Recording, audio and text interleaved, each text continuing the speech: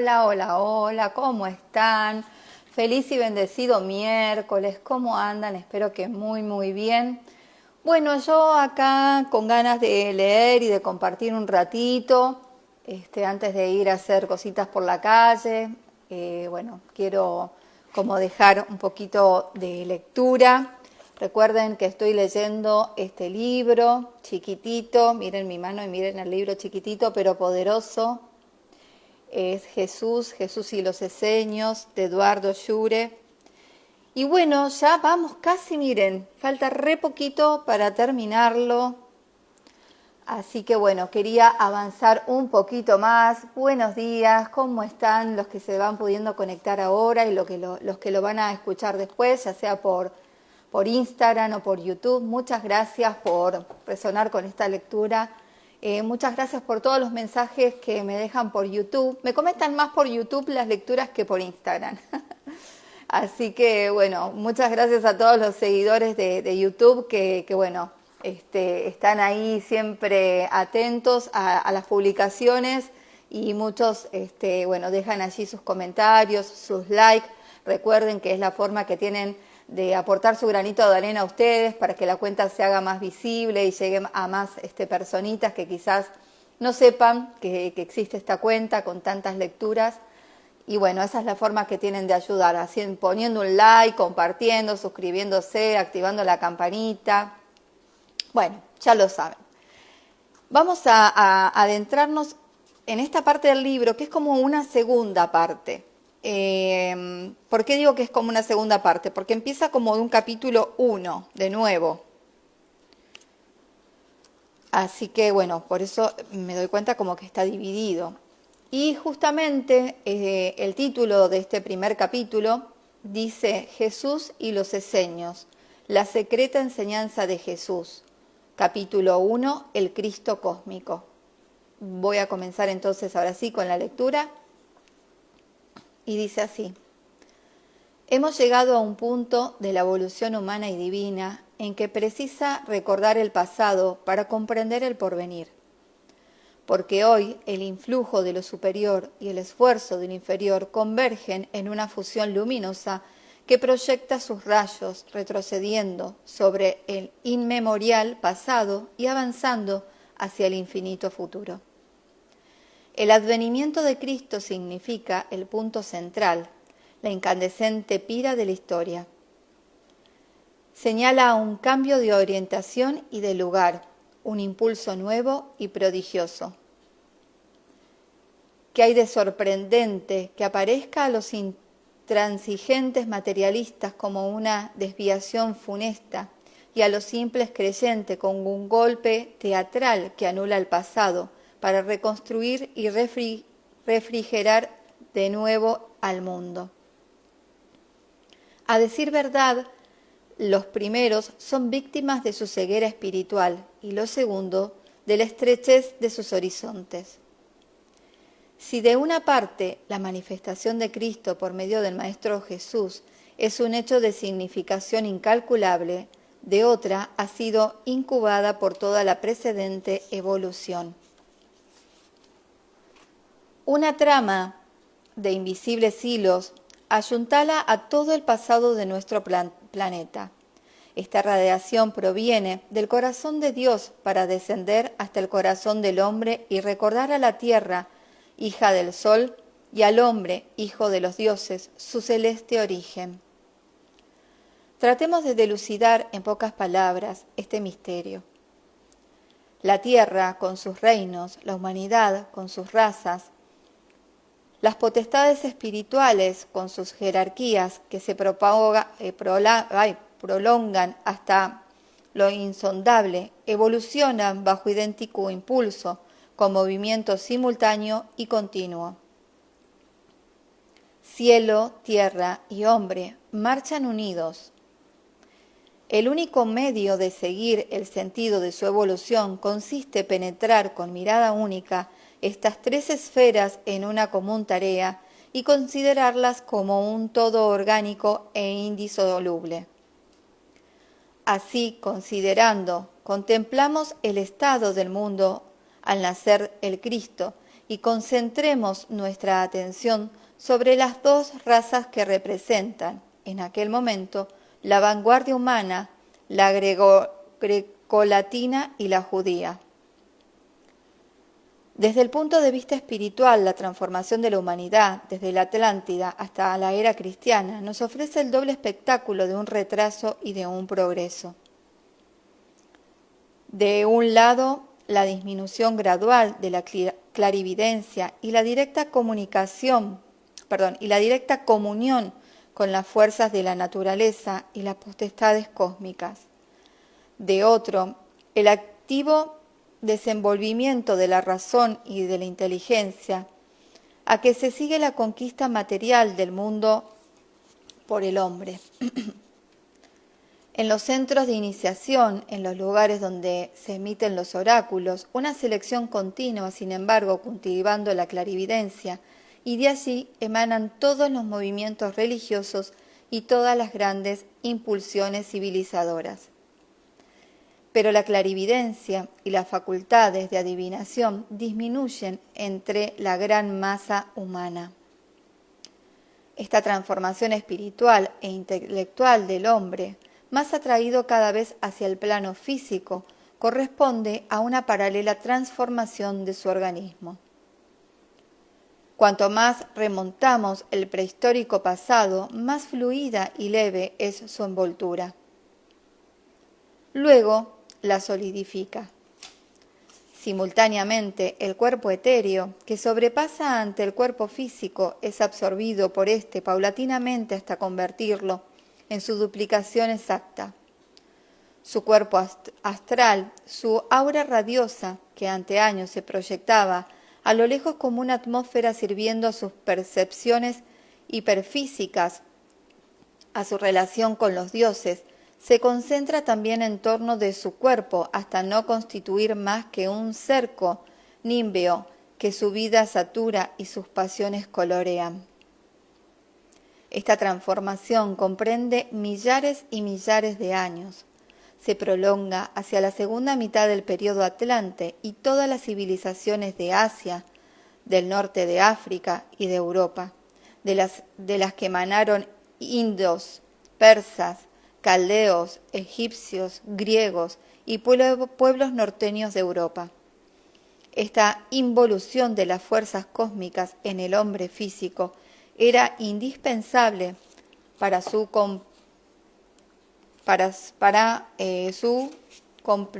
cumplimiento y su intelectual perfección. Grecia representa el postrero estadio de este descenso del espíritu en la materia. En ella la fusión es perfecta, sintetiza una expansión maravillosa de la belleza física en un equilibrio intelectual. Pero este templo diáfano, habitado por hombres semidivinos, se yergue al borde de un principio donde pululan los monstruos del Tártaro. Momento crítico. Como nada se detiene y es forzoso avanzar o retroceder, la humanidad no podía menos, al llegar a este punto, de hundirse en la depravación y en la bestialidad o retomar hacia las cimas del espíritu con redoblada conciencia. La decadencia griega y sobre todo la orgía imperial de Roma presenta el espectáculo, a la vez repugnante y grandioso, de este precipitar del hombre antiguo en el libertinaje y en la crueldad, término fatal de todos los grandes movimientos de la historia. La decadencia griega y sobre todo la orgía imperial de Roma. Grecia, dice Rodolfo Steiner, realizó su obra dejando tupir gradualmente el velo que recubría su antigua videncia.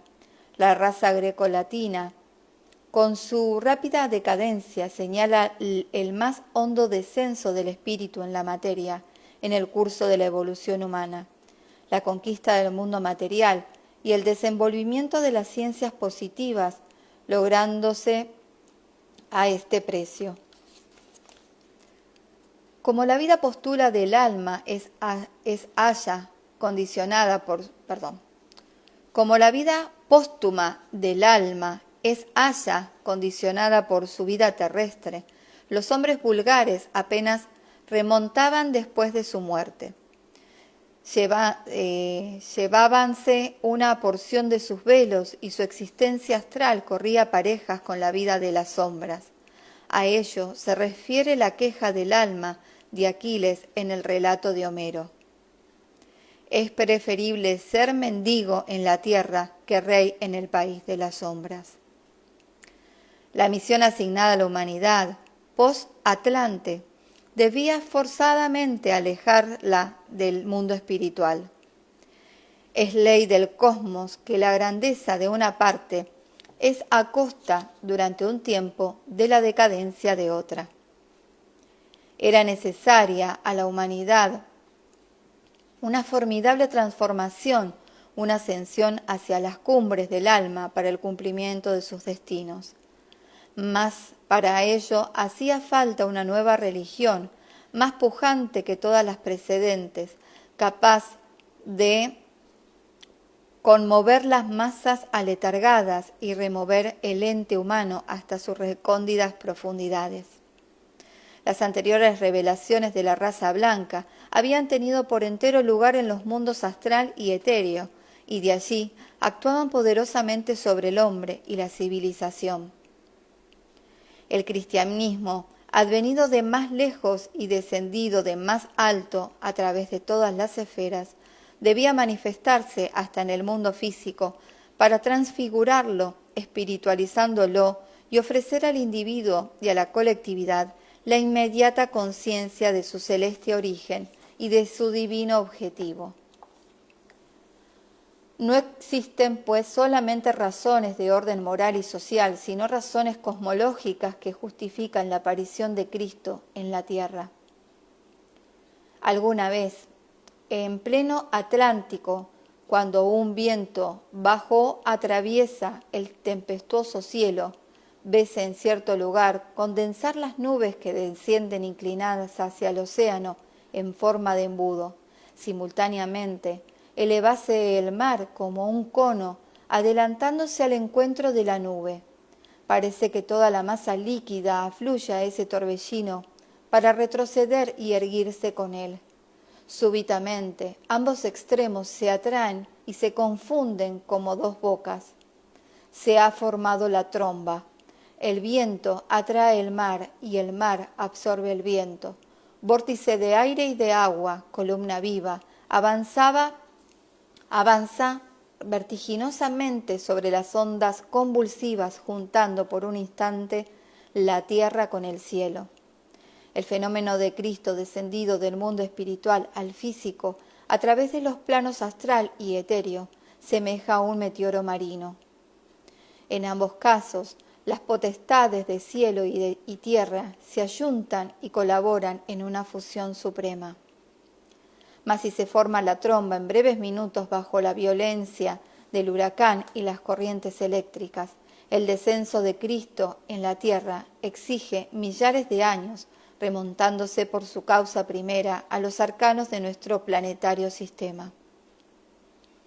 En esta atmósfera que trata de definir por medio de una imagen el papel del Cristo cósmico en nuestra humanidad, la raza judía representa la contraparte terrestre, exotérica y visible.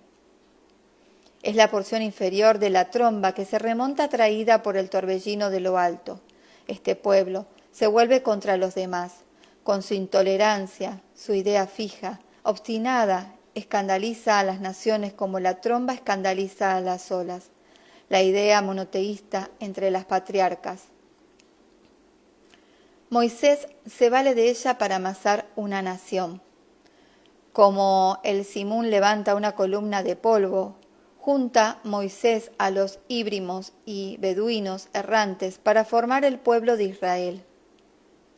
Iniciado en Egipto, protegido por un Elohim al que llama Javé, se impone por la palabra, las armas y el fuego. Un Dios, una ley, un arca, un pueblo, para mantenerla avanzando durante 40 años a través del desierto, soportando hambres y sediciones, camino de tierra prometida. De esta idea potente, como la columna de fuego que precede al tabernáculo, ha salido el pueblo de Israel con sus 12 tribus, que corresponden a los 12 signos del zodíaco. Israel mantendrá intacta la idea monoteísta a pesar de los crímenes de sus reyes y los asaltos de los pueblos idólatras. Y en esta idea se injerta desde el origen la idea mesiánica. Ya Moisés, moribundo, anunció al Salvador final, Rey de justicia y profeta y purificador del universo.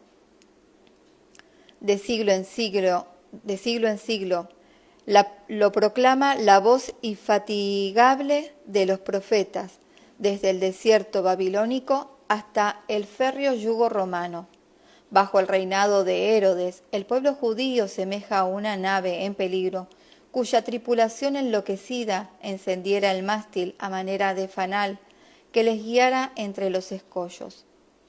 Porque en ese momento Israel presenta el espectáculo desconcertante e inaudito de un pueblo pisoteado por el destino y que, medio aplastado, espera salvarse mediante la encarnación de Dios.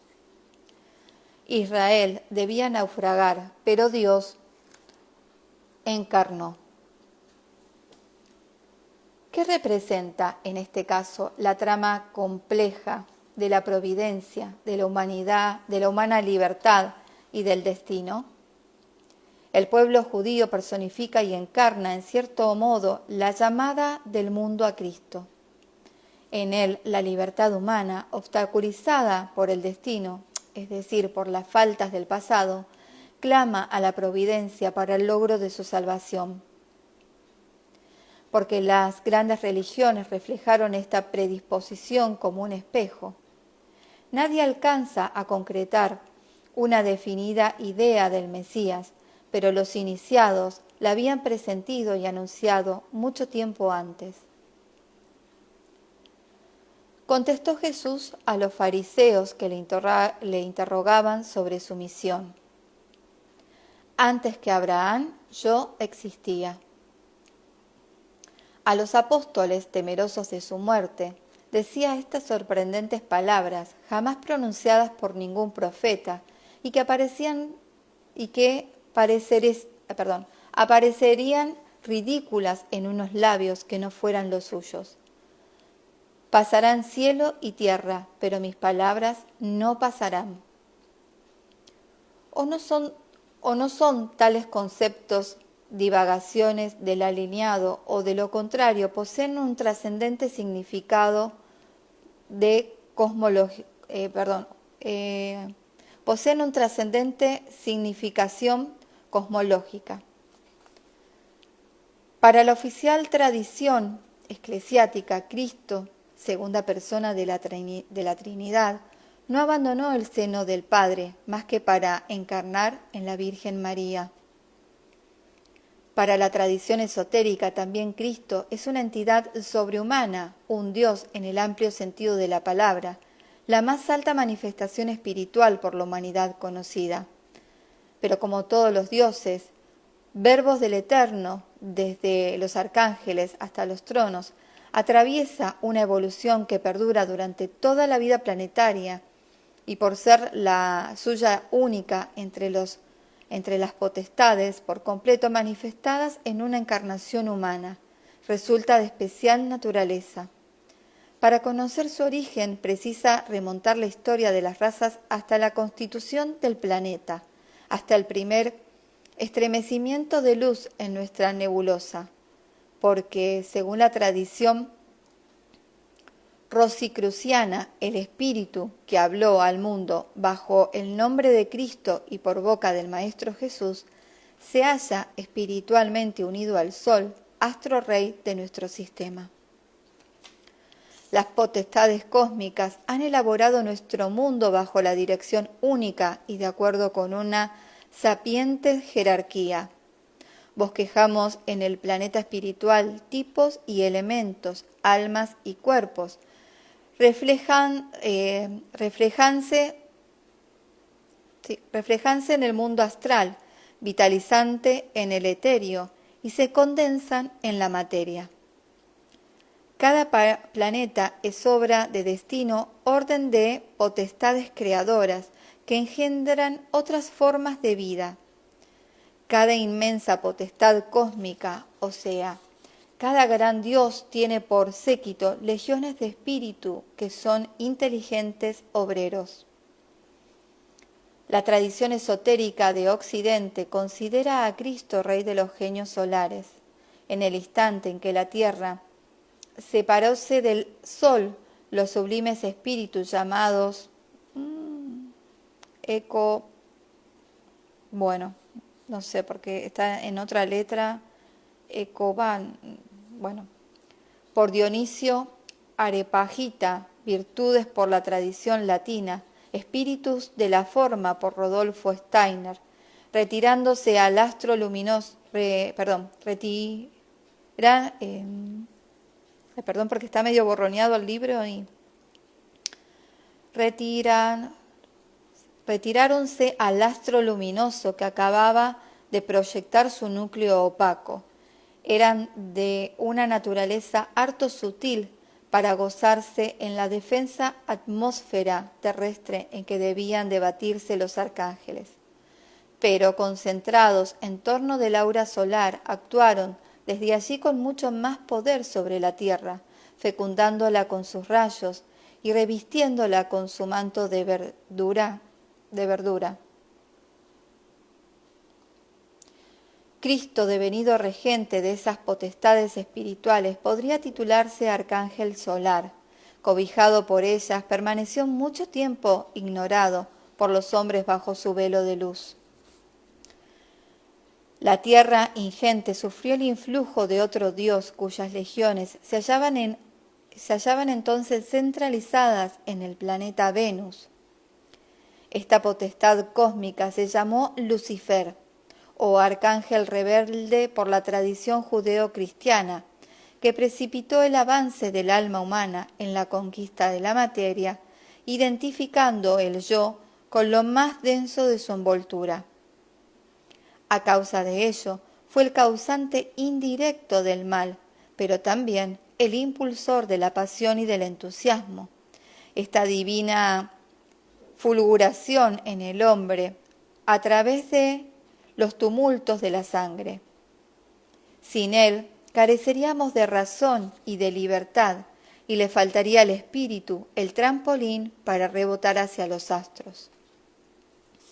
La influencia de los espíritus luciferianos predomina durante el período lemuriano y atlante, pero desde el comienzo del período ario se hace patente la influencia espiritual que emana del aura solar, que se acrecienta de periodo en periodo, de raza en raza, de religión en religión. Así, paulatinamente, Cristo se acerca al mundo terrestre por medio de una radiación progresiva. Esta lenta y profunda incubación semeja en el plano espiritual lo que en el plano físico fuera la aparición de un astro advenido de lo profundo del cielo, del que percibiese a medida que su acercamiento, el progresado aumento de su disco.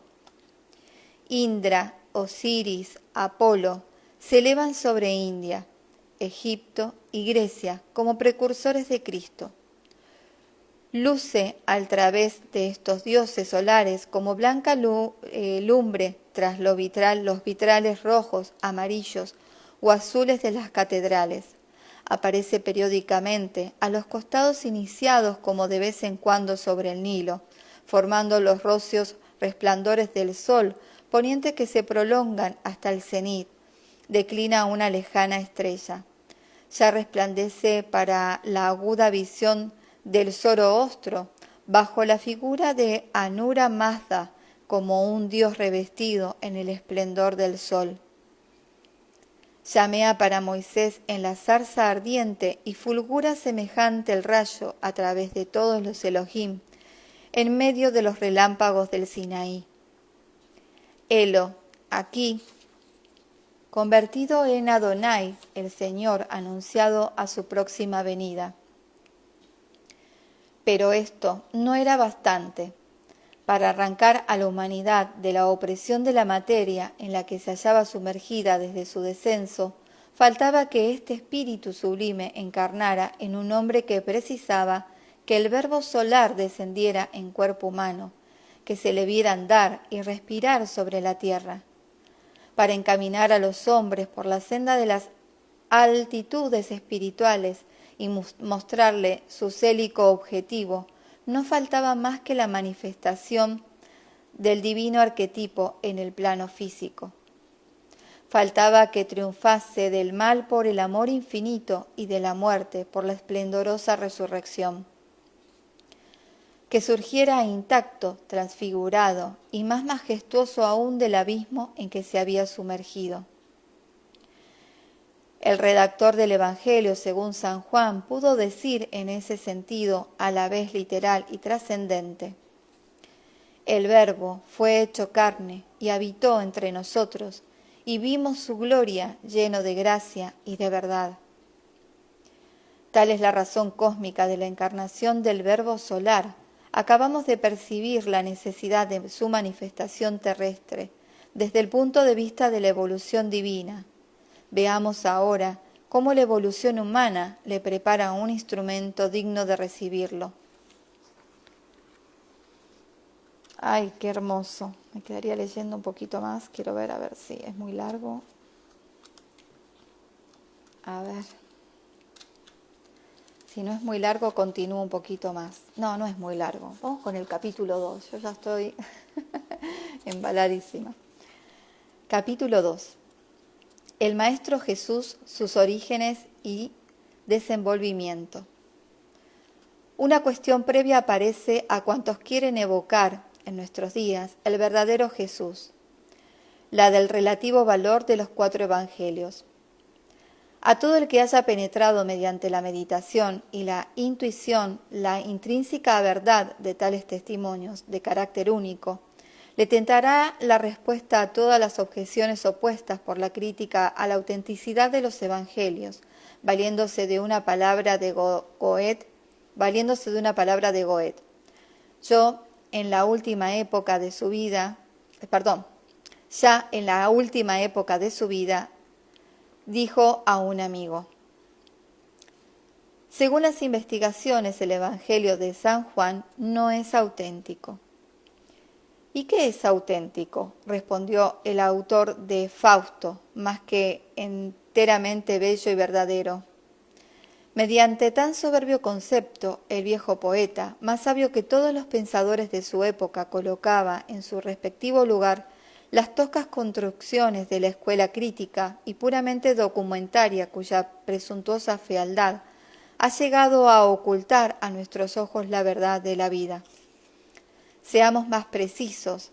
Es cosa admitida que los evangelios griegos fueron redactados mucho tiempo después de la muerte de Jesús, a base de las tradiciones judías que se remontaban directamente hacia los discípulos y testigos oculares de la vida del Maestro. Contengan o no ciertas contradicciones de detalle, y aunque no presenten al profeta de Galilea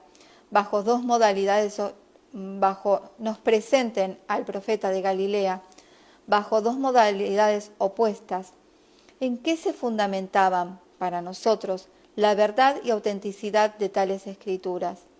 ¿En la fecha de su redacción? ¿En el cúmulo de comentarios amontonados sobre ellos? No. Su fuerza y su veracidad reside en la viviente unidad de la persona y de la doctrina que de ellas dimanan, poseyendo por contraprueba el hecho de que tal palabra ha cambiado la faz del mundo y la posibilidad de la nueva vida que puede aún evocar en cada uno de nosotros. He aquí la soberana prueba de la realidad histórica de Jesús de Nazaret y de la autenticidad de los evangelios. Lo demás es accesorio. En cuanto a lo que, como David Strauss, imitado por algunos teósofos, intenta persuadirnos de que Cristo es un simple mito, una inmensa patraña histórica, su grotesco pedantismo exige de nosotros más ciega fe que la de los más fanáticos creyentes. Como ha dicho muy bien Rousseau, Si los pescadores de Galilea, los escribas de Jerusalén y los filósofos neoplatónicos de Éfeso hubiesen fabricado por entero la figura de Jesús Cristo, que venció al mundo antiguo y ha conquistado la humanidad moderna, resultaría un milagro más ilógico y de más difícil comprensión que todos los realizados por Cristo.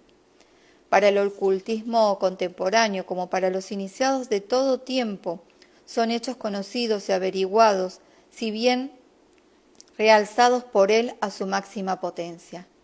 Estos milagros materiales eran necesarios para persuadir a los contemporáneos de Jesús. Lo que ante nosotros se impone aún hoy, con no menos invencible poderío, es la figura surgente, es la incomparable grandeza espiritual de este mismo Jesús, que resurge de los evangelios y de la conciencia humana, más lleno cada vez de vida. Afirmemos pues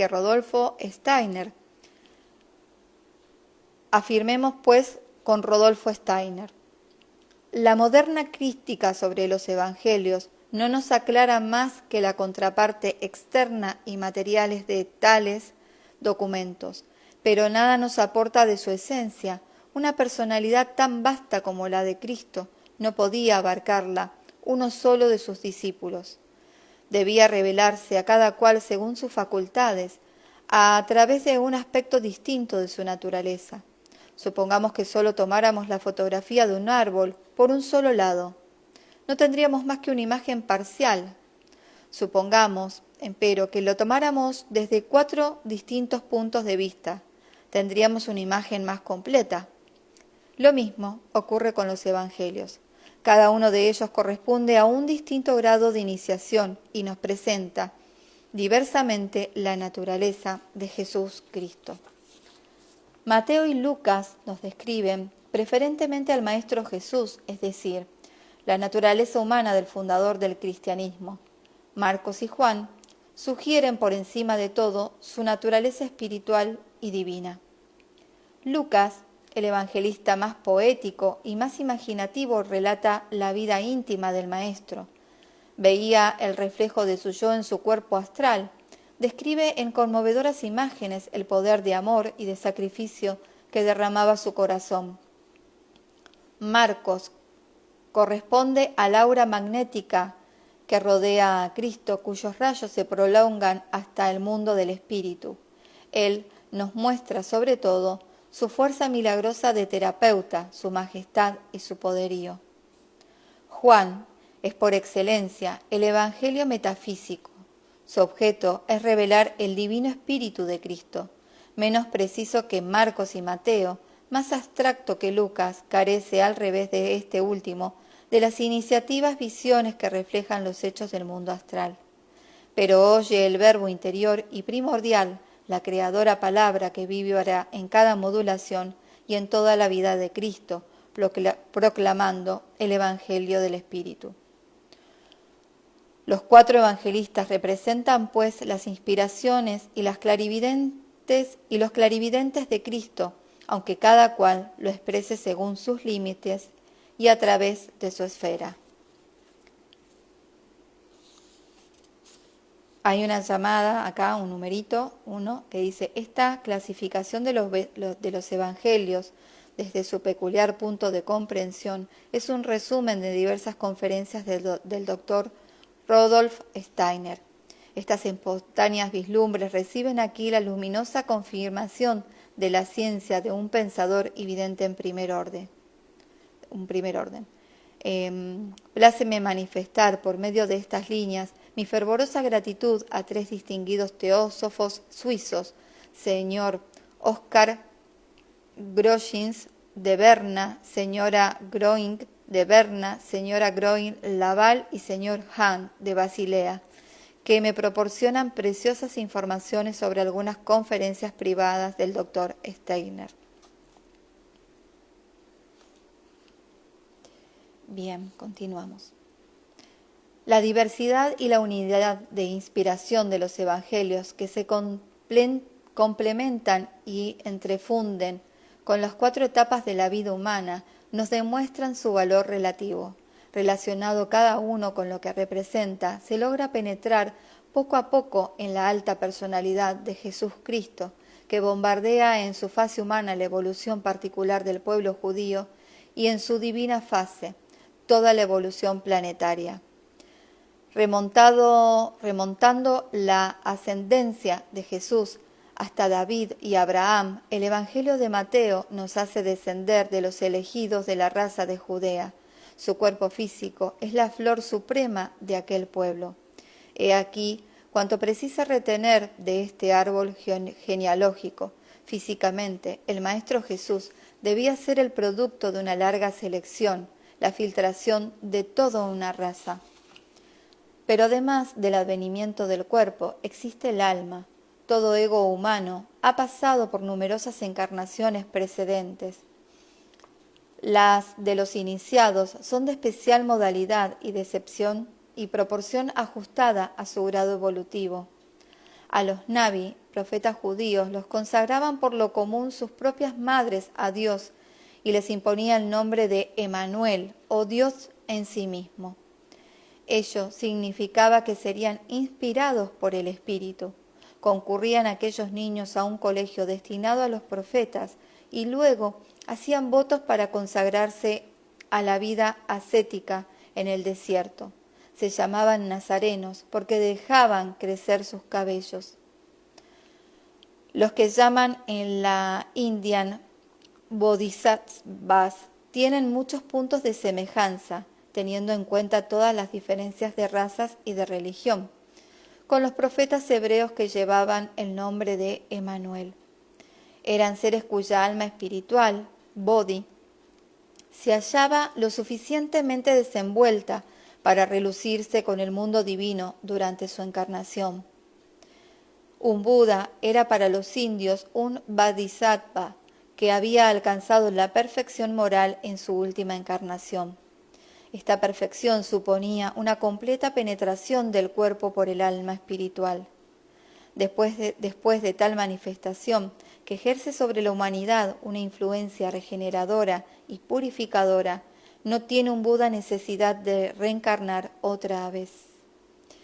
Entra en la gloria del nirvana o de la no ilusión y permanece en el mundo divino, desde donde continúa influyendo a la humanidad.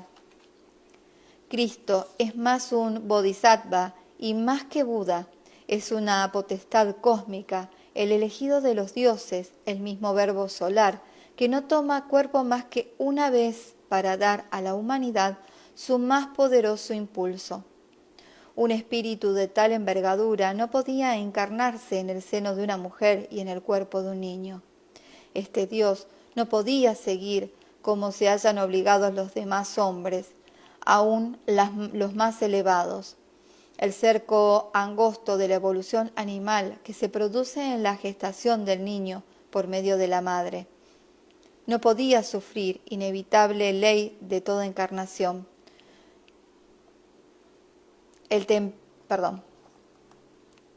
No podía sufrir inevitable ley de toda encarnación, el temporáneo eclipse de la conciencia divina. Un Cristo directamente encarnado en el seno de una mujer hubiera matado a la madre como mató Júpiter a Semele, madre del segundo Dionisios, según la leyenda griega.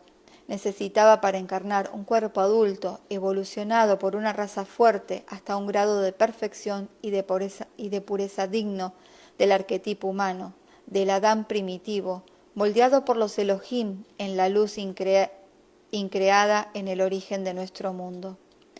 Este cuerpo, elegido entre todos, ortógolo por la persona del Maestro Jesús, Hijo de María, pero precisaba aún que desde su nacimiento hasta la edad de 30 años, época en que debía tomar Cristo posesión de su tabernáculo humano, fuera el cuerpo del Maestro Jesús templado, afinado por un iniciado de primer orden.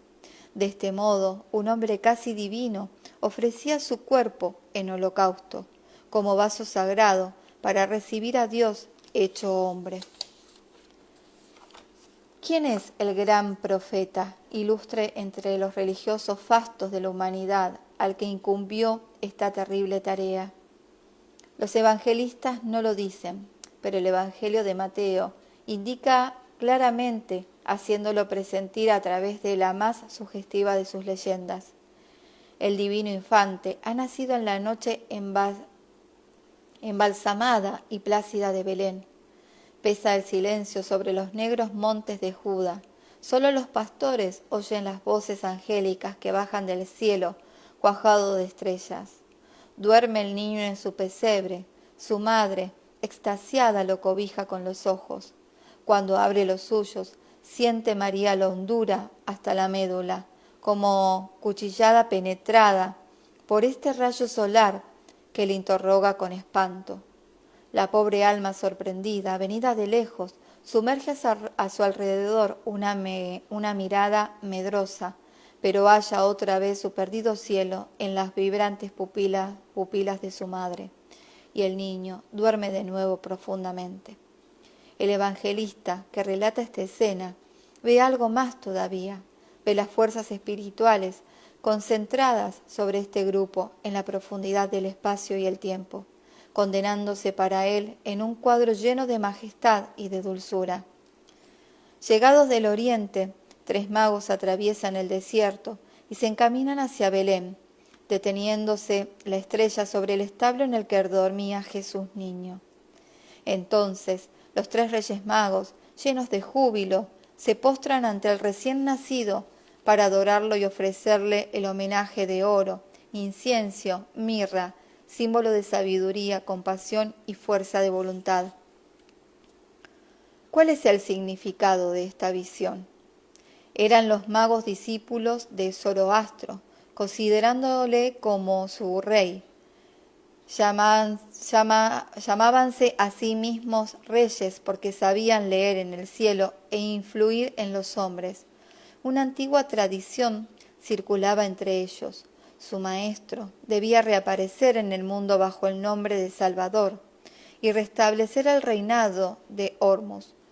Durante siglos los iniciados de Oriente sustentaron esta predicción de un Mesías. Por fin se cumplió. El evangelista que nos relata la escena traduce en el lenguaje de los adeptos que los magos de Oriente dieron la bienvenida en el infante de Belén a una reencarnación de Zoroastro. Tales son las leyes de la evolución divina y de la psicología trascendente. Tal es la filiación de las más elevadas individualidades. Tal el poder que teje con las grandes almas líneas inmensas sobre la trama de la historia. El mismo profeta que anunciara al mundo el verbo solar bajo el nombre de Anura Mazda, desde las cimas del monte Al-Borjid, en las llanuras de Irán, debía renacer en Palestina para encarnarlo en todo su esplendor. Por grande que sea un iniciado, se eclipsa su conciencia al encarnar bajo el velo de la carne. Se halla forzado a reconquistar su yo superior en su vida terrestre, magnificándola con esfuerzos nuevos. Protegió la niñez y la adolescencia de Jesús, su familia, y simple y piadosa. Su alma, replegada sobre sí misma, no halló trabas para su expansión como los libanos lirios entre las hierbas altas de Galilea. Abría sobre el mundo su mirada clara, pero su vida permanecía herméticamente cerrada. No sabía a quién era ni quién esperaba. Pero como se iluminaba a veces el paisaje agreste con súbitas claridades, así se aclaraba su alma con visiones intermitentes. Un día, en las azules montañas de Galilea, extasiado entre los blancos lirios de corola violácea que crecen entre los hierbajos altísimos de la talla humana, vio llegar hasta él, desde el fondo de los espacios, una maravillosa estrella. Al aproximarse, se convirtió en un gran sol, en cuyo centro sobresalía una figura humana, fulgurante e inmensa. Aunaba ella la majestad del Rey de Reyes con la dulzura de la mujer eterna, porque era varón por afuera y mujer por dentro. Y el adolescente recostado entre el crecido césped se sintió como suspendido en el espacio por la atracción de aquel astro. Al despertar de su sueño, se sintió ligero como una pluma. ¿Qué era, pues, aquella prodigiosa visión que frecuentemente se le aparecía? Asemejase a las descritas por los profetas y, sin embargo, era distinta. A nadie las comunicaba, pero sabía que contenían su anterior destino y su porvenir. Jesús de Nazaret era de esos adolescentes que solo se desenvuelven interiormente sin que nadie los perciba. La labor interna de su pensamiento se expande en un momento propicio a causa de una eterna circunstancia y asombrosa y conmueve al mundo todo. Describe Lucas esta fase de desenvolvimiento psíquico. José y María han perdido al niño que paseaba con ellos en los días de fiesta de Jerusalén, y siguiéndolo lo hallaban sentado en medio de los doctores del templo, escuchándolos y haciéndoles preguntas. A la queja de los afligidos padres responde: ¿por qué me buscáis? ¿No sabéis que en los negocios de mi padre me conviene estar? Pero ellos no comprendieron a su hijo, añade el evangelista. Por tanto, aquel adolescente penetrado de doble vida se hallaba sujeto a sus padres y crecía en sabiduría y edad, en gracia. San Lucas 2, 41, 52. Bueno, ahora sí, hasta aquí la lectura de hoy. Pude hacer 2 capítulos porque eran, relativamente cortos. Bueno, muchas gracias a todos los que estuvieron en el vivo, a los que lo van a ver después. Gracias. Recuerden que hoy tengo vivo, va a venir con nosotros Claudia y les va a entregar a quienes quieran un mensajito canalizado. Así que bueno, quienes quieran participar y pasar un momento seguramente mágico, porque ya la van a conocer, los espero a las 15 horas Argentina. Les mando un beso, nos vemos en otro encuentro.